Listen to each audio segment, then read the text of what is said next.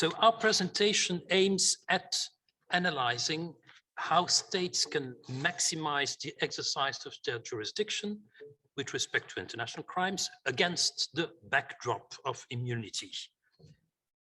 Against the backdrop, for our purposes, means that we do not seek to determine how immunity can be set aside.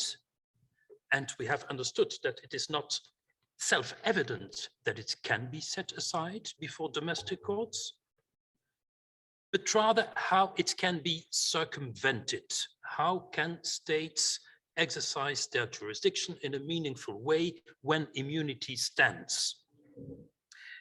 We thereby seek to offer an alternative or a complement to traditional approaches to the relationship between immunities and the fight against impunity. These traditional approaches are essentially conceived in terms of conflict and in an all or nothing fashion. Either the quest for justice should override immunity, or immunity should override the exercise of state jurisdiction.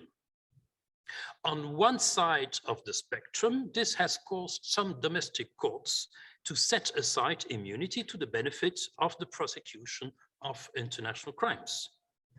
On the other side of the spectrum, however, international courts and tribunals, the ICJ, the ECHR, and to a large extent the ICC, as we have just heard, have essentially consecrated immunity over and against competing norms and objectives.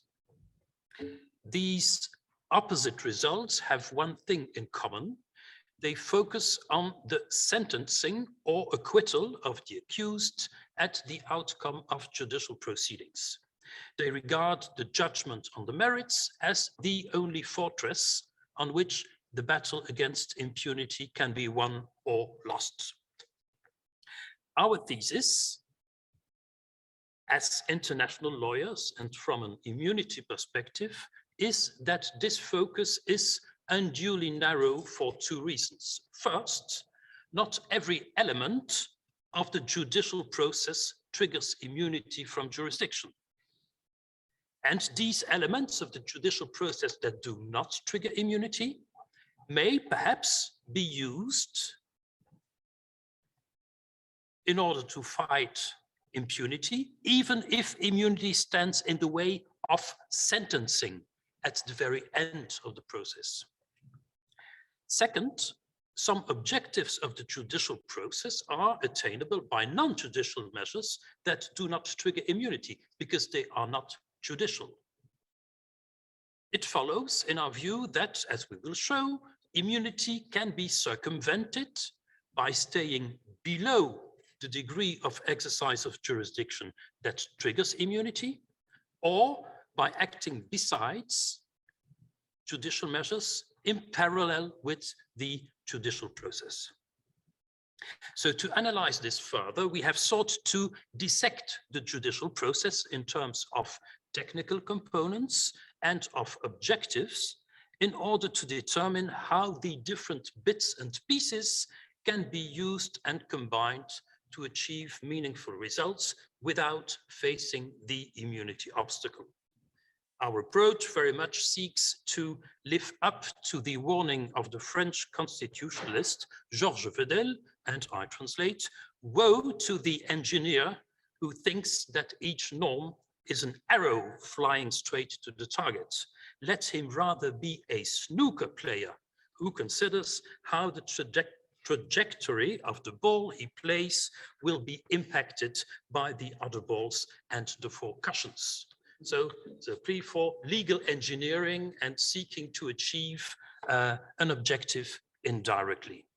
For these purposes, I will first present the various functions of the judicial process, together with some considerations which deserve, in our view, specific attention where the process is concerned with international crimes committed by foreign officials. I realize I am not a criminal lawyer. I realize that the vast majority of the audience is composed of very distinguished criminal lawyers indeed, so I apologize for this totally uneducated entry in your field of expertise. And then after that, Dr. Facchinetti will determine which judicial and non-judicial measures do not trigger immunity and could therefore be used to achieve the objectives of the judicial process by circumventing immunity. And we will then conclude. So first, the objectives of the judicial process is the most risky part of my contribution, since I am totally unqualified to discuss these issues. As I mentioned earlier, the relationship between immunities and the right of access to court, the fight against immunity, is very much conceived as if the judicial process had no other function but to sentence the accused or to acquit him or her. Yet, as we all know, as you know much better than I do, the judicial process performs or can perform a great variety of functions. First, the judicial process aims at establishing the truth. Establishing the truth is a means used by the judge to reach a verdict that meets the standard of justice. But as an international lawyer, I also know that at the same time, establishing the truth is also an objective in its own right, which is consecrated by the right to truth for victims of human rights violations. The establishment of truth and reconciliation commissions shows that the right to truth is detachable from punishment. So it might be achieved without moving the process till the end when we are certain to confront the immunity obstacle. It will therefore be appropriate for us to determine whether and how the objective of upholding the victim's right to truth can be achieved without colliding with the immunity obstacle. Second, the judicial process comprises the rights of the victims to be heard and to be recognized as victims. Victims should be offered the opportunity to meaningfully participate in the proceedings, to have their voices heard. This is an important element of restorative justice. Now, more specifically, the place accorded to the victims in the context of restorative justice seeks to avoid that the victims are twice victimized, first by the offender and second by an uncaring justice system. Yet along judicial investigation and proceedings that end up in an immunity finding are very likely to victimize the victims a second time. First, the judicial system listens to the victims and then it sends them packing. So perhaps victims may, depending on the circumstances, be better off, better protected against being victimized twice by an approach that circumvents the immunity obstacle. Perhaps the victims can be recognized as victims otherwise than by the sentencing of the accused. Third, the judicial process serves a function of closure, victims healing, memory building. Now, importantly, it has been observed that trials of mass atrocities that take place long after the commission of the crimes may actually destroy the collective memory created in the meantime and ultimately traumatize the victims again. This may be a drawback of postponing the judicial process until an immunity status has come to an end. And here, the problem with the immunity of the incumbent head of state or head of government is very important. Fourth, obviously, the judicial process may serve the function of granting compensation. Fifth, the judicial process serves the confirmation of the violated norm. And this is of particular importance where the crimes cannot be seen, cannot be dismissed as a deviant act by a deviant individual. This is typically the case of widespread violence or of crimes committed by public authorities. And these are typically cases where an immunity plea may be raised. Immunity cases are therefore typically those with the strongest need for a confirmation of the violated norm. And yet we are waiting and waiting and waiting for the trial. And therefore what we have, as long as immunity stands, is the opposite of the confirmation of the violated norm. We are exhibiting that the norm can be violated in impunity. Therefore, again, there may be a case for pursuing the confirmation of the violated norm, otherwise than by means of the sentencing of the accused. Sixth and last, the judicial process serves retribution and deterrence through punishment. Retribution and deterrence can, to some extent, be achieved also without punishment in the strict sense, namely by naming and shaming, which is particularly effective, for public figures, or also more effectively by targeted sanctions enacted by the state's government or by international or regional organizations.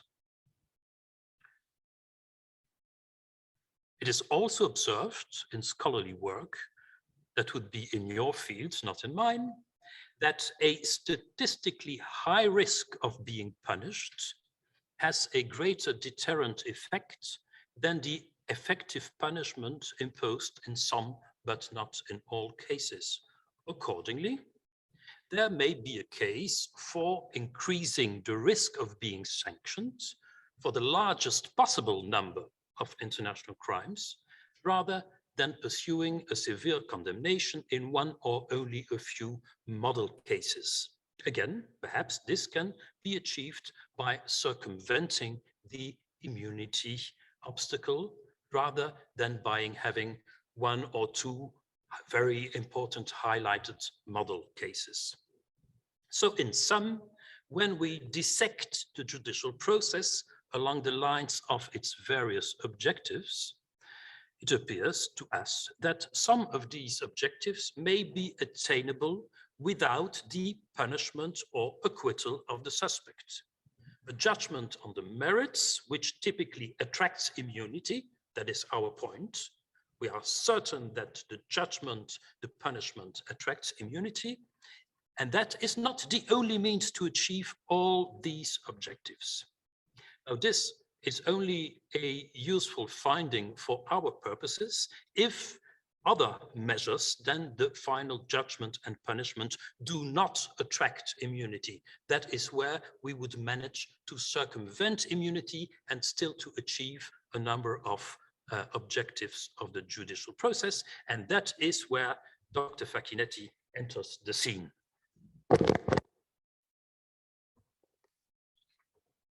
Very much, Professor Angelet. We will now deal with the limits of state immunities and inviolabilities before domestic courts. I have 3 points to make in relation to measures that are not covered by immunity, namely investigations and the publication of results, indirect findings of responsibility, and non-judicial targeted sanctions, which could be used to punish foreign state officials responsible of international crimes. What you can see in this slide is actually a broader analysis. Today, however, we will focus only on the highlighted boxes, which correspond to what can be done by a foreign state by circumventing immunities. Let's start with investigations. Domestic practice supports the idea that investigations, if detached from the constraining measures that can be taken at the pre-trial stage, do not in themselves trigger immunity from jurisdiction nor inviolability. This idea is confirmed by the judgment of the International Court of Justice in the famous arrest warrant case. Even though the lawfulness, or better, unlawfulness of investigations was among the arguments put forward by the GRC, the majority of the court did not address the issue. Nonetheless, the fact that the dispositif of the judgment only obliged Belgium to withdraw the arrest warrant, but not to close investigations, highlights that there is a stronger case to state that investigations are lawful under customary international law, rather than strong evidence to the contrary. Quoting the famous separate opinion by Judges Higgins, Kujiman, and Burgenthal in that same case, and here I quote, "The function served by the international law of immunities does not require that states fail to keep themselves informed. It can thus be concluded that investigations are indeed permissible." Moving then to publicity in relation to the results of an investigation, our question is whether or not making the results public might constitute an attack against the dignity of a foreign head of state or assimilated figures, which is protected by inviolability. Based, again, on the case law of the International Court of Justice, this question has to be answered in the negative. In the case certain questions of mutual assistance in criminal matters, the ICJ accepted that the communication to the press of information related to investigations, in that specific case, it was about a witness summons addressed to the head of state of Djibouti, might constitute an attack against the dignity of the foreign head of state. However, the court limited to the context of official visits the obligation to protect the dignity of a foreign head of state from the dissemination of information. Therefore, it can be affirmed that the publication of the results of an investigation involving a foreign head of state does not breach inviolability outside the context of an official visit. So, for instance, once an official visit comes to an end. It is thus possible to conclude that publicity is actually permissible.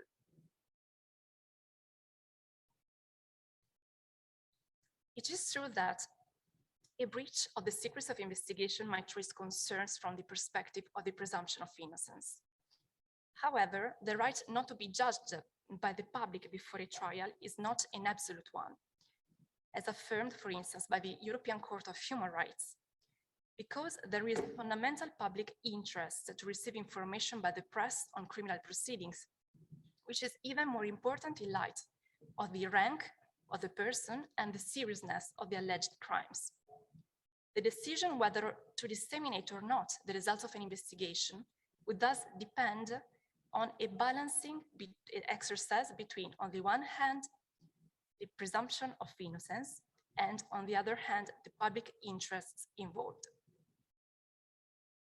Let's now move to another gap left open by the law of state immunities, namely indirect findings of responsibility.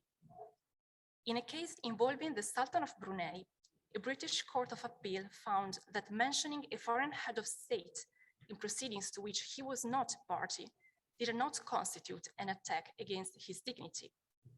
Moreover, there are instances of practice denying that the indirect impleading of a foreign state can violate its immunity from jurisdiction, especially when the indirect finding of responsibility is a preliminary issue for the resolution of the case.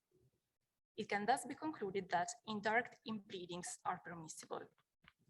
One way to avoid a direct finding of responsibility could be to exclude it from the operative part of the judgment. We need to further research on this, but the fact that an indirect finding of responsibility does not trigger immunity could be in any case an extra protection for prosecutors. Summarizing our findings on the judicial process, what can be done without breaching immunities is to investigate and publish the results of an investigation and to indirectly find the responsibility of a foreign head of state. However, it is not possible to go further on the judicial process because immunities prohibit the prosecution and sentencing of foreign state officials. Yet, we can move to non-judicial means which could be used to punish foreign state officials, such as targeted financial sanctions or travel bans. It is self-evident that such non-judicial measures are not barred by immunity from jurisdiction. because this latter entails immunity from the jurisdiction of a court, not from executive or legislative jurisdiction. Likewise, financial sanctions do not trigger immunity from execution. This is apparent, for instance, by looking at the United Nations Convention on Jurisdictional Immunities of States and their Property, which links immunity from execution only to pre-judgment and post-judgment measures of constraint. In contrast, it is not excluded that non-judicial sanctions might breach inviolability. Indeed, inviolability ensures broader protection than immunity from jurisdiction because a connection with judicial proceedings is not necessary. At the same time, inviolability is temporarily limited to the foreign official's presence in the exercise of official functions in the territory of the state that adopts constraining measures. So for a foreign head of state, this would be the case of official visits. Inviolability of property is thus a minimal obstacle to the imposition of targeted financial sanctions, which are usually taken when the foreign state official concerned is in the home state. As for travel bans, they do not breach inviolability as long as they allow to travel to the host states of international organizations, thus permitting the exercise of official functions by a foreign head of state. Therefore, it can be concluded that immunities do not prevent the punishment of a foreign state of officials, in this case, a foreign head of state, by means of non-judicial sanctions.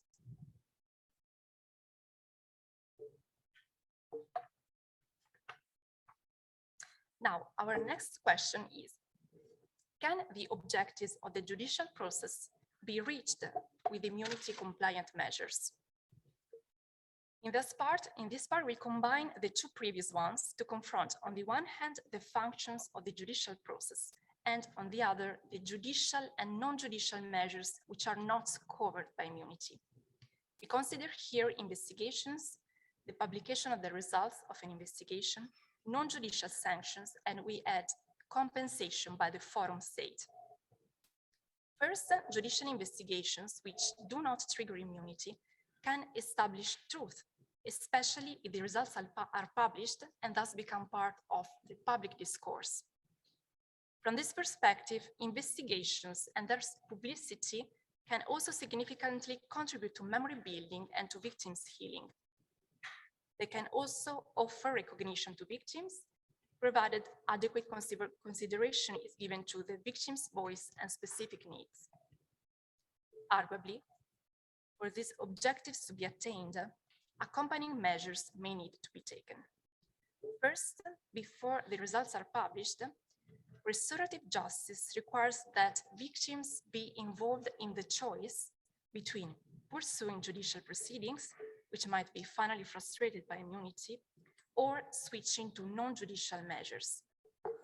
Second, if the decision to publish the results is taken, prosecutors and investigating judges may need guidelines on how to draft a report that is not aimed at the continuation of the judicial proceedings, but that constitutes a self-standing measure for the establishment of truth, as well as a basis for the subsequent adoption of non-judicial sanction and compensation.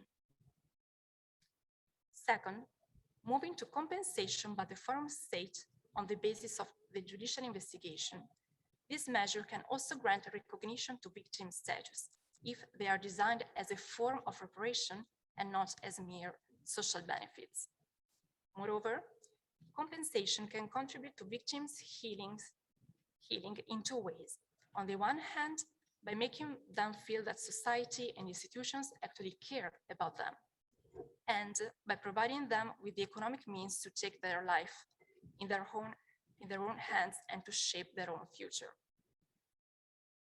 Third, moving to the broader public interest in the confirmation of the violated norm, retribution, and deterrence. These objectives can equally be attained in a number of ways. The publication of the results of the investigation may itself contribute to the confirmation of the violated norm and to some measure of punishment by naming and shaming. In addition, non-judicial targeted sanctions, that is economic or financial sanctions enacted by governments, can add to the retribution and deterrence without entering in conflict with immunity. Overall, therefore, first steps in the fight against impunity can be taken at the level of judicial investigation, so staying below the radar of immunity from jurisdiction. In a second step, one can then use the results of an investigation as a basis for the adoption of non-judicial sanctions and compensation, which are outside the range of the radar of immunities. In order to achieve a smooth transition from the judicial to the non-judicial phase, a legislative framework may be needed to link the publication of the investigative report to the adoption of sanctions from the executive power. This would reduce the discretion left to governments, thus making the sanctioning more certain, while allowing governments to justify their measures by reference to a legal framework attaching consequences to an independent judicial investigation. So now I leave the floor to Professor Angelet for our final conclusions. Thank you very much.